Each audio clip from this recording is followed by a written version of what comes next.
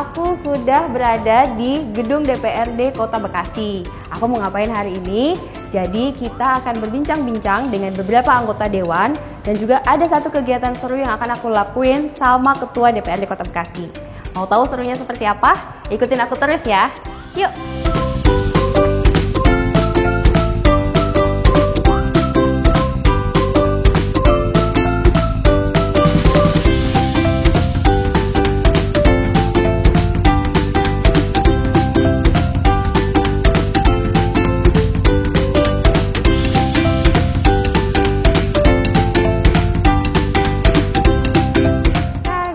Aku sudah di lantai 2 nih, tepatnya di depan ruangan Wakil Ketua DPRD Kota Bekasi. Kita mau nanya-nanya tentang apa aja sih tugas pokok dan fungsi dari anggota DPRD Kota Bekasi ini.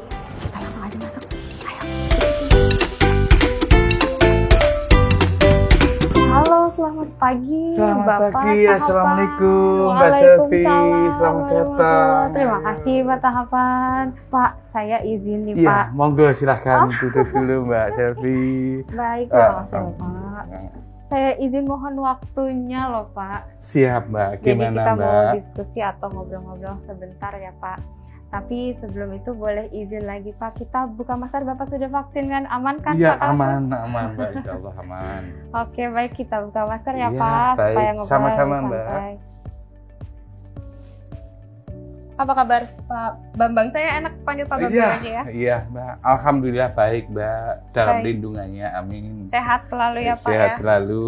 Amin. Besok. Gimana Pak? Kita mulai ngobrol-ngobrol aja nih ya Pak ya. Saya mau tahu sih Pak seputar DPRD Kota Bekasi. Kebetulan saya lagi kunjungan ke sini juga.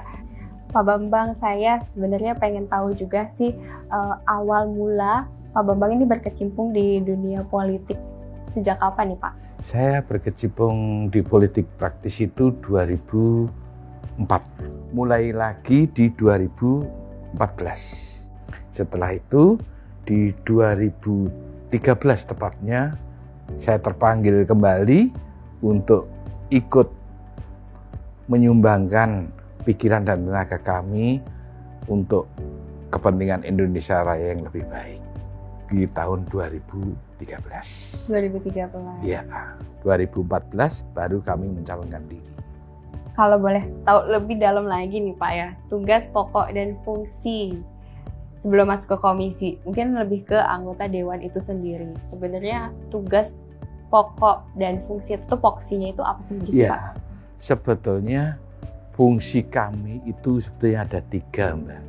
Fungsi yang pertama legislasi, yang kedua berkenaan dengan anggaran, maupun yang ketiga pengawasan. Itu fungsi.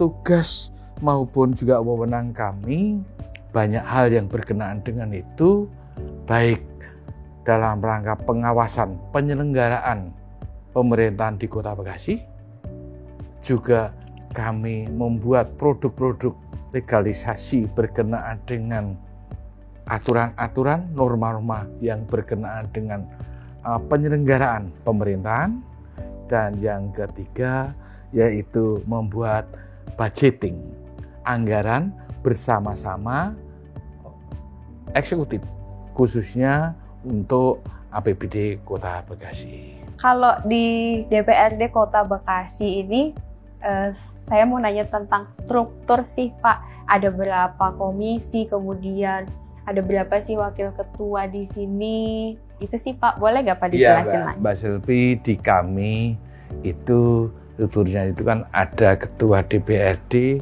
dibantu oleh 3 wakil ketua. Wakil ketua 1, wakil ketua 2, wakil ketua 3. Nah, berkenaan dengan itu ada beberapa komisi. Komisi ada 4 Mbak Selvi. Komisi 1 itu membidangi pemerintahan. Komisi 2 apa yang saya sebutkan tadi kurang lebihnya membidangi ke pembangunan infrastruktur. Komisi 3 yaitu membidangi ekonomi dan keuangan. Dan komisi 4 diantaranya membidangi pendidikan dan kesehatan. Dan masih ada badan-badan lain, yaitu diantaranya badan kehormatan, suka disebut BK, dan juga ada Bapemperda. Itu Mbak kurang lebih. Bapemperda itu bagaimana produk-produk rancangan-rancangan Raperda itu digodok oleh Bapemperda tersebut. Itu yang mengatur peraturan daerah untuk di Bekasi, Kak. Betul, itu Mbak. Ditambah juga Mbak tadi ada badan anggaran yang juga sering disebut Banggar, dan juga ada badan musyawarah DPRD. Itu kelengkapannya Mbak. Kalau boleh tahu lagi nih, ada kewajiban, ada hak nih Pak. Nih kalau boleh tahu hak-hak legislatif dari anggota DPRD apa aja sih Pak? Iya, yang umum dan wajar di hak anggota dewan yaitu kan diantara hak interpelasi, hak mengeluarkan pendapat, juga hak angket, juga hak yang lain yang melekat pada anggota dewan itu sendiri. Dari Pak Bambang sendiri ya, ada proyek atau target jangka panjang atau jangka pendek yang sedang dibangun mungkin untuk infrastruktur di Kota Bekasi. Rencananya dalam jangka waktu ke depan ini akan ada apa untuk perbaikan infrastruktur Bekasi? Ya, kami memang berharap Mbak, dalam waktu tidak terlalu lama kita punya Grand Master bagaimana mengatasi setidak-tidaknya dua hal. Yang pertama berkenaan dengan banjir.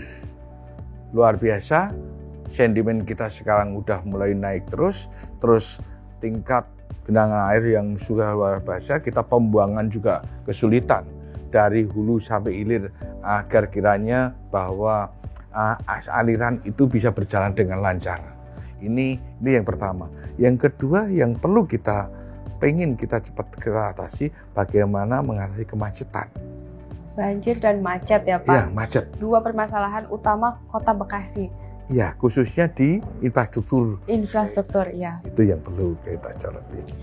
Oke, Pak Bambang, terima kasih banyak informasinya dan juga pembelajarannya sangat bermanfaat. Ya, sama-sama Mbak. Sehat selalu. Terima yang kita kasih. doakan.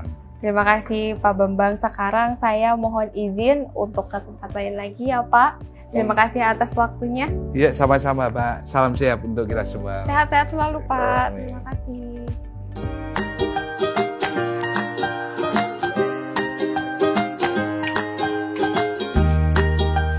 Nah, guys, itu dia obrolan singkat kita tadi dengan Wakil Ketua 3 DPRD Kota Bekasi, Bapak Tahapan Bambang Sutopo.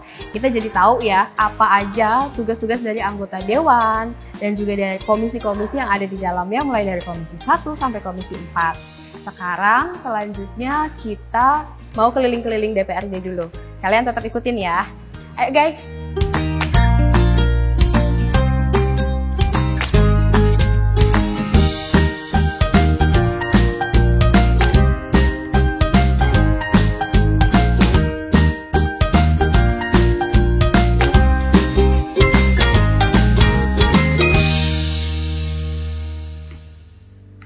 Nah guys, setelah tadi kita berkeliling-keliling DPRD Kota Bekasi, kita udah sampai nih di salah satu ruangan, namanya ruang rapat paripurnanya DPRD Kota Bekasi.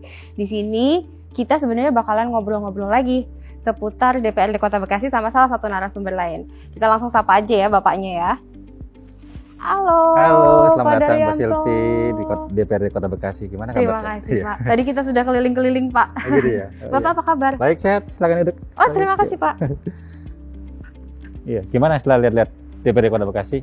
Kita terkesan, jadi kita juga sudah ngobrol-ngobrol. Tapi sebelum kita ngobrol lebih jauh nih Pak, saya izin, karena kita sudah melakukan protokol kesehatan juga ya Pak. Kita buka masker aja boleh Pak? Boleh ya. Guys, Iya. kita izin untuk buka Kita masker sudah vaksin 2 kali juga dan sudah melaksanakan PCR sih. ya. Iya, betul sekali. Oke, sekarang kita mau ngobrol-ngobrol lebih lanjut nih sama Bapak Daryanto. Dia anggota DPRD Kota Bekasi selaku Ketua Fraksi Golkar Persatuan Iya, juga. di betul. sini. Betul ya. Oke, apa kabar Pak? Baik, alhamdulillah sehat. Mbak Silvi Baik sehat ya.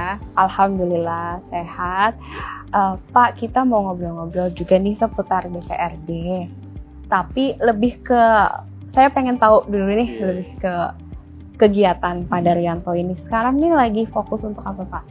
Iya, jadi DPRD Kota Bekasi kita sedang membahas beberapa perda, rancangan perda yang akan kita buat menjadi perda. Salah satunya tentang ATHB, adaptasi tatanan hidup baru karena terkait masalah COVID.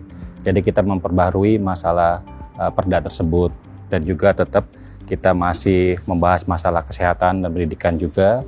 Jadi kalau di Komisi 4 kita membidangi masalah kesehatan, pendidikan, kepemudaan, kesejahteraan, dan juga tenaga kerja itu. Jadi mitra-mitra kita di dinas tersebut seperti itu, Mbak Sylvie. Oh, Pak Daryanto khusus untuk membidangi Komisi 4 ya? Betul sekali, Komisi 4. Saya pengen tahu juga nih sebelum lebih lanjut, awal mula Bapak Daryanto ini berkecimpung di dunia politik nih. Dari dulu, apa sudah berapa lama juga Pak? Sudah sejak kapan? Jadi tahun 2014 ya, saya masuk pertama kali menjadi anggota DPRD Kota Bekasi, dan ikut lagi tahun 2019. Alhamdulillah masih diamanatkan, dipercayakan oleh masyarakat. Saya dari Dapil 1. Dapil 1 itu melingkupi Bekasi Timur dan Bekasi Selatan. Dan sekarang saya ada di periode kedua di DPRD Kota Bekasi seperti itu, Mbak. Oke. Tapi sebelum di DPRD ini pernah di mana aja tuh, Pak? Di politik ini terus terang baru, karena memang sebelumnya saya berkecimpung di wira swasta. Jadi memang tidak ada sama sekali background politiknya gitu seperti itu, Mbak. Nah, kebetulan pada saat itu saya melihat YouTube tentang Pak Ahok. Nah, beliau cerita waktu di Belitung. Beliau kenapa mau terjun ke politik. Nah, itu juga salah satu yang menginspirasi saya mau terjun ke dunia politik seperti itu, Mbak. Apa yang menjadi inspirasi dari Pak Ahok ini, Pak? Boleh diceritakan? Jadi ada satu kalimat beliau yang cukup mengena buat saya, bahwa beliau juga sebagai pengusaha kan pada saat itu, dan beliau bilang, saya sebagai pengusaha berapa banyak yang akan bisa saya bantu untuk menolong orang dengan kemampuan pribadi seperti itu. Tapi dengan kita masuk ke dalam pemerintahan, itu akan banyak sekali yang bisa kita bantu. Ternyata saya juga merasakan demikian, alhamdulillah. Jadi kita bisa membantu orang yang kesulitan dalam hal misalkan kesehatan, kita bisa support, bantu ke rumah sakit pemerintah. Kita sekarang di Kota Bekasi sendiri sudah kita bangun dari puskesmas menjadi rumah sakit tipe D. Sudah ada 5 rumah sakit, malah Pak Wali Kota berencana meningkatkan lagi puskesmas yang ada menjadi rumah sakit tipe D secara keseluruhan seperti itu. Dan juga dari segi infrastruktur, nggak mungkin kan kalau kita pribadi ngecor jalan, membangun jalan, saluran, ya itu juga nggak mungkin. Makanya dengan kita ada di pemerintahan ini, wilayah-wilayah atau lingkungan kita sudah bisa banyak terbantu seperti itu, Mbak. Jadi kalau uang pribadi kan terbatas sekali, tapi dengan bantuan dari anggaran pemerintah kita bisa menyalurkan kepada masyarakat, dan itu yang diharapkan bermanfaat lah buat masyarakat. Jadi terjun ke dunia politik untuk membantu banyak orang, dan terinspirasi oleh salah satu tokoh negara kita juga ya, sekali, Pak. Gitu, Mas Silvi. Pak, jadi di Komisi 4 ini dia membidangi ya kesehatan, kemudian ada pendidikan juga. Betul. Ya Pak, kalau nggak salah. Pemberdayaan perempuan juga ada, olahraga juga termasuk. Olahraga nih yang baru-baru kemarin nih ya. Betul. Boleh dong minta tanggapannya nih Pak, kemarin nih Kota Bekasi kontingennya ini mendulang medali, 34 medali. Betul. Nih Pak. Bagaimana nih tanggapannya? Iya, jadi kami bersyukur atlet-atlet Kota Bekasi turut menyumbangkan medali untuk Jawa Barat yang akhirnya keluar sebagai juara umum ya. Iya, Jawa Barat. Dan memang pada saat pelepasan pun, pada saat Hari Olahraga Nasional, pemerintah Kota Bekasi, waktu saya juga hadir di sana karena kami juga memberikan apresiasi kepada para atlet yang sudah berjuang hingga mengharumkan nama Jawa Barat dan khususnya Kota Bekasi, Mbak, seperti itu. Boleh Pak dibicarain lagi Pak kegiatan-kegiatan ini sekarang lebih ke fokus apa nih Pak? Jadi anggota DPRD itu kita mempunyai 3 fungsi. Yang pertama kan fungsi pengawasan, fungsi budgeting, dan juga fungsi pembuatan peraturan daerah. Jadi yang tadi saya sampaikan di awal, pembuatan peraturan daerah itu memang kita membuat turunan dari undang-undang yang lebih tinggi, misalkan peraturan pemerintah ataupun undang-undang ataupun peraturan pemerintah yang lainnya seperti itu. Nah itu kita buat turunannya bicara lokal. Nah terus masalah penganggaran, memang kami bersama tim TAP di Kota Bekasi itu membahas anggaran APBD di Kota Bekasi. Jadi kami bersyukur sekali walaupun pandemi COVID ini berjalan 1 tahun hampir 2 tahun ya, Tapi PAD Kota Bekasi tidak turun drastis, hanya memang turun tapi nggak banyak. Nah itu juga tentunya perjuangan dari semua pihak, dari masyarakat Kota Bekasi yang membayar pajak yang dengan tepat, dan juga kontribusi masyarakat Kota Bekasi yang membayar retribusi dan segalanya seperti itu. Dan di hal pengawasan pun kami, para anggota DPRD, tetap memberikan pengawasan melalui di komisi-komisi. Jadi komisi 1 di bidang pemerintahan mengawasi bidang pemerintahan. Nah, komisi 2 di bidang infrastruktur itu mengawasi di bidang infrastruktur. Oh, Nah, ada ya komisi infrastruktur 3, di komisi 2 ya. Betul. Baik. Nah, komisi 3 itu mengawasi masalah ekonomi dan pendapatan daerah, itu mengawasi hal tersebut. Dan di komisi 4 tadi masalah Kesra, kita mengawasi hal tersebut seperti itu, Mbak. Jadi DPRD memang itu fungsinya seperti itu. Ada tupoksi masing-masing Betul juga ya sekali. di antara 4 komisi, hanya 4 komisi Pak di sini. 4 komisi karena kita jumlahnya ada 50 orang, jadi memang ada 4 komisi. 50 orang di DPRD Kota Bekasi ini ya. Dan ada lagi kita alat kelengkapan dewan, itu ada Banggar yang memfokuskan pembahasan anggaran, ada lagi Badan Musyawarah, kita memfokuskan masalah kegiatan dan juga jadwal DPRD, dan juga ada lagi Badan Kehormatan. Badan Kehormatan itu PM-nya anggota-anggota dewan. Dan juga ada satu lagi yang ini yang cukup ini juga penting sekali, itu Bapemperda, Badan Pembuat Peraturan Daerah. Nah itu juga ada di situ seperti itu.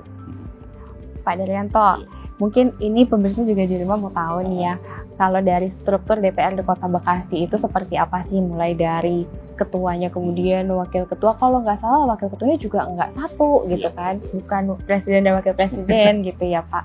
Boleh dong Pak diceritain lagi? Ya, jadi struktur DPRD Kota Bekasi kami terdiri dari 4 pimpinan. Yang pertama ketua, itu dikomandoi oleh Pak Khairuman, beliau dari fraksi PKS, dan wakil ketua 1 itu Pak Anim Manudin, beliau dari fraksi PDI Perjuangan, dan yang kedua wakil itu Pak Haji Edi, nah beliau dari fraksi Golkar Persatuan, dan yang ketiga wakil ketua 3 itu Pak Haji Bambang Tahapan Stopo, beliau dari fraksi Gerindra.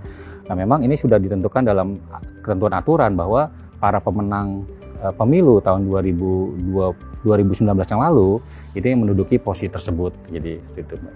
Tadi kita udah ngomongin juga nih tugas pokok, fungsi gitu ya, yang mana itu merupakan kewajiban dari komisi-komisi ataupun dari anggota dewan. Kalau hak nih, kita ngomongin hak nih Pak, ada hak apa aja nih di legislatif? Jadi memang banyak masyarakat salah persepsi ya. Jadi kalau kami itu bukan pejabat negara, DPR itu bukan pejabat negara. Jadi beda strukturnya dengan DPR RI gitu. Jadi memang anggota DPR itu kalau dibilang hak-haknya secara konstitusional enggak. Jadi memang kita mengikuti ketentuan dari Undang-Undang Pemerintahan Daerah. Nah itu hak-haknya memang sudah diatur di situ seperti itu. Terima kasih nih Pak Daryanto ya waktunya. Iya baik, terima kasih Mbak Suti, kami terima kasih banyak. Dan mungkin saya mau mengajak kepada generasi muda yang ada di luar sana bahwa ayo semuanya mau melek politik. Karena jangan jadi anak muda yang anti politik. Karena kita butuh generasi muda yang melek politik, bahwa politik ini adalah alat gitu. Baik buruknya tergantung dari orang itu sendiri gitu. Makanya kalau anak muda mau terjun ke politik dan mau mendalami politik, sebenarnya sangat luar biasa. Karena di tangan mereka, di tangan generasi muda kita ini, negara kita akan menjadi seperti apa, akan menjadi bagaimana, itu di tangan anak-anak muda semua. Makanya saya berharap sekali anak-anak muda sekarang ini mau terjun ke politik dan tidak antipati terhadap politik seperti itu, Mbak. Oke, jadi politik itu bisa jadi alat kita untuk membantu banyak orang, membantu masyarakat ya. Betul. Terima kasih Pak Daryanto sekali lagi ya Pak. Saya izin pamit dulu. Oke guys, itu obrolan singkat kita tadi dengan anggota DPRD dari Komisi 4 dan juga Ketua Fraksi Golkar Persatuan Bapak Daryanto. Nah, setelah ini kita akan keliling-keliling lagi. Kita ikutin terus ya. Terima kasih ya Pak Daryanto ya. Terima kasih Mas Yopi. Saya izin pakai masker dulu. Nah guys, setelah tadi kita ngobrol-ngobrol sama Bapak Daryanto, anggota Komisi 4 dari DPRD, aku mau langsung beraktivitas sama Ketua DPRD-nya. Aktivitas seperti apa? Pokoknya seru. Jangan kemana-mana ya, aku ganti baju dulu. Tungguin ya.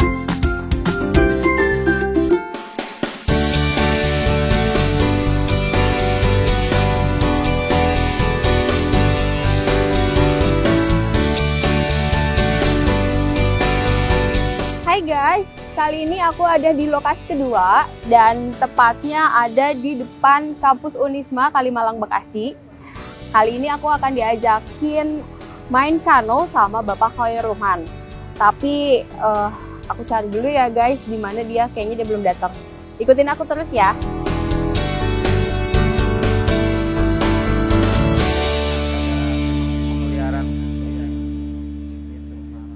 Pak Khairulman. Mbak Selvi ya Mbak? Iya Pak, saya Selvi. Janjian Mbak ya. Assalamualaikum. Waalaikumsalam warahmatullahi wabarakatuh. Iya Pak, saya tadi cariin Bapak terus. Kita Alhamdulillah jadi ketemu, main Mbak. kano. Iya.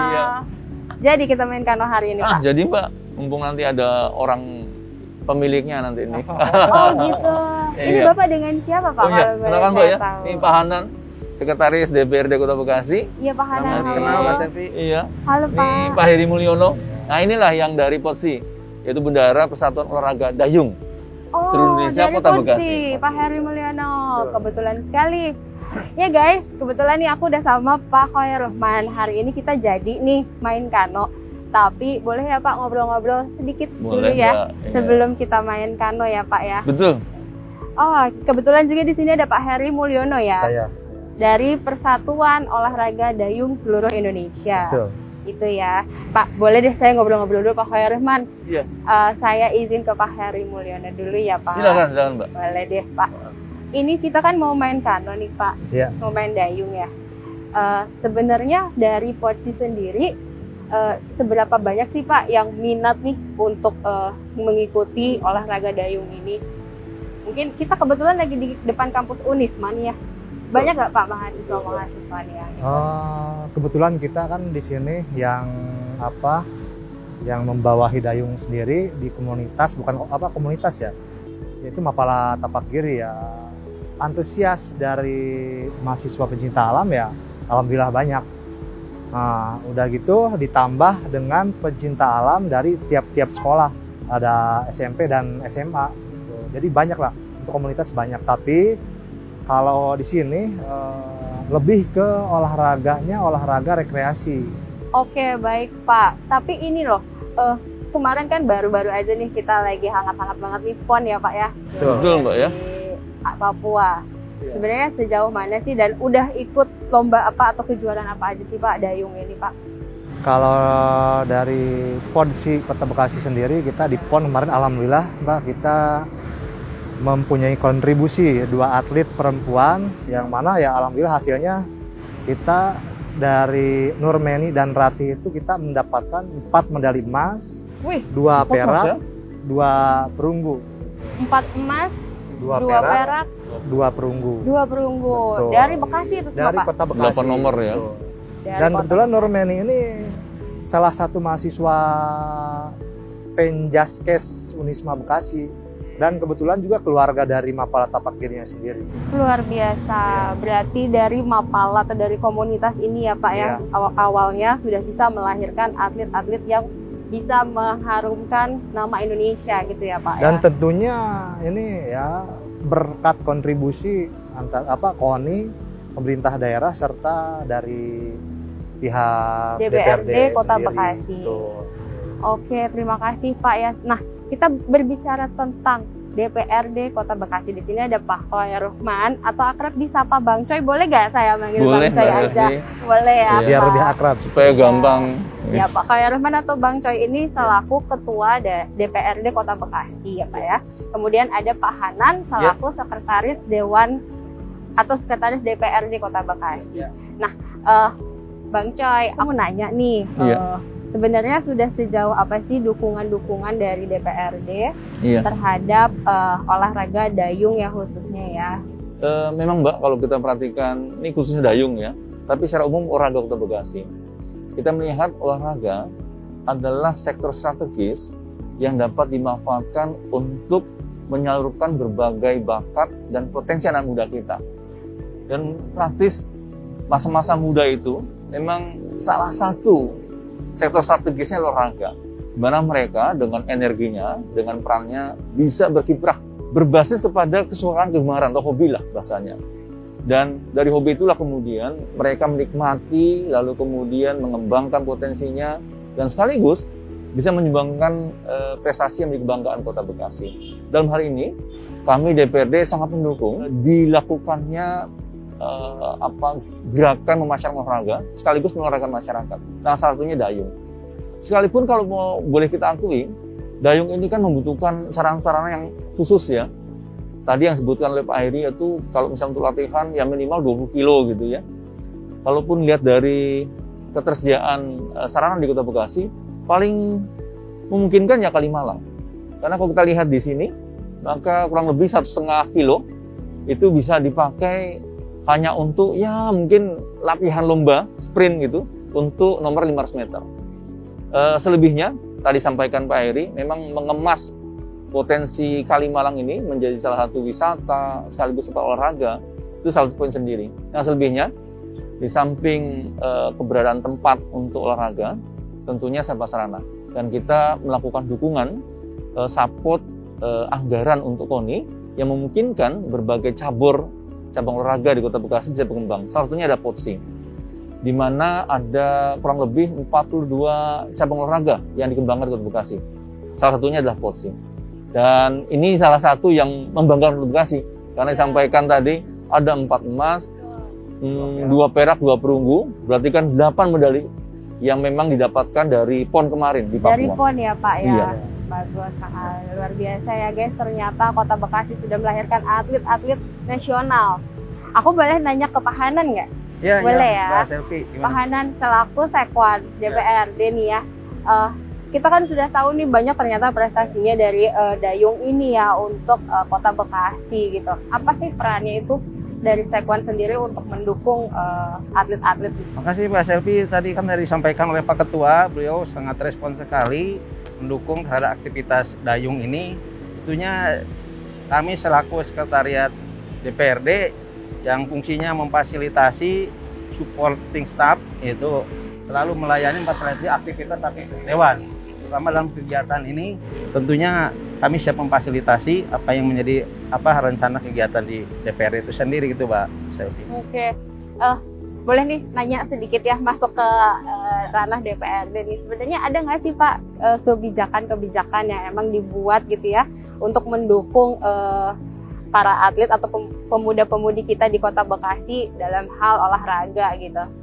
Ada nggak sih Pak? Terakhir Mbak, kemarin kita membuat perda khusus untuk olahraga, yaitu penyelenggaraan keolahragaan.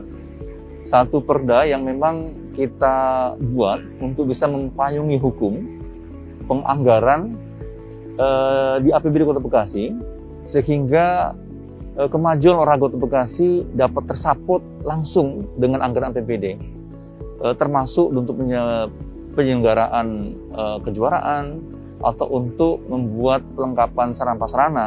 Sekalipun kami akui dana yang baru alokasikan belum memenuhi semua kebutuhan anggaran untuk memajukan hampir 42 cabang olahraga di Kota Bekasi. Tentunya ini perlu perhatian dari semua pihak, termasuk tentunya wali kota dan DPRD untuk mensepakati agar anggaran ke depan tidak hanya siap untuk sarana prasarana olahraganya, namun juga kesejahteraan atletnya, kesejahteraan pelatihnya, dan termasuk bagaimana mendorong kemandirian sehingga tercipta Kota Bekasi menjadi kota industri olahraga. Nah, ini pun salah satu tujuan. Tentunya dengan tadi basisnya bukan semata bisnis, tapi bagaimana potensi anak muda yang luar biasa ini bisa kita salurkan menggunakan sektor keolahragaan.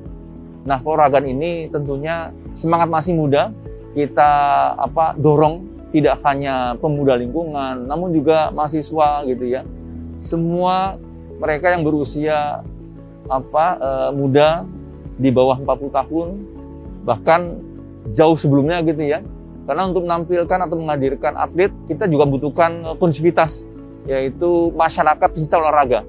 Nah, semakin banyak masyarakat yang memang bergerak olahraga, maka mudah-mudahan dari sanalah kita bisa mendapatkan bibit baru atlet yang bisa menghadirkan prestasi Kota Bekasi. Amin, mudah-mudahan terwujud ya untuk menciptakan bibit-bibit baru yang lebih berprestasi lagi.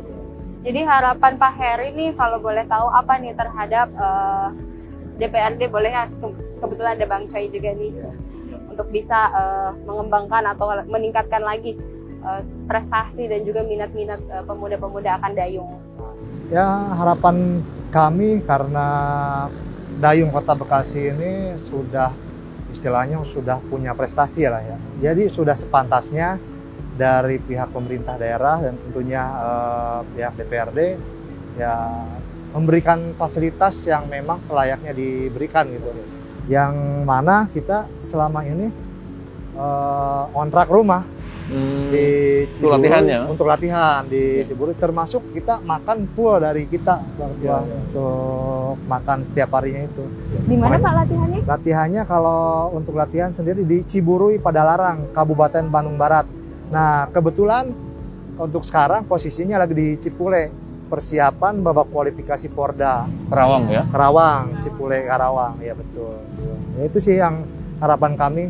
Karena kalau yang lainnya sih, alhamdulillah sih dari Dayung ini sudah difasilitasi untuk masuk TKK. Alhamdulillah udah lumayan lah.